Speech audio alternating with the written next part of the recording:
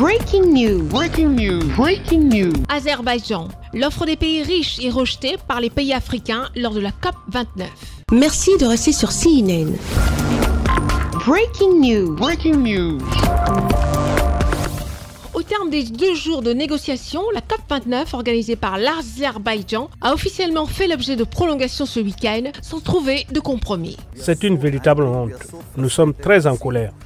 Nous sommes tellement frustrés de voir que les pays développés ont proposé un chiffre de 250 milliards de dollars par an, alors qu'ils sont parfaitement conscients que les besoins se chiffrent en milliers de milliards de dollars.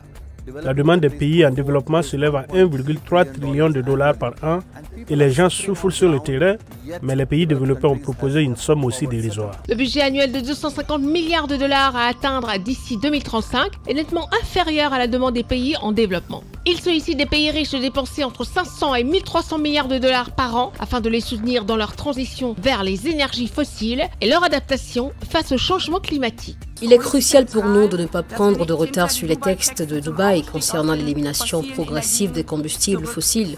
La réduction des émissions de gaz à effet de serre doit rester une priorité absolue et permanente lors de toutes les conférences sur le climat. Les militants écologiques n'acceptent pas un accord automatique. Un accord n'a de valeur que s'il apporte quelque chose au peuple du monde. S'il s'agit d'un accord simplement pour le plaisir d'un accord, nous disons rejetons-le. L'absence d'un accord vaut mieux qu'un accord.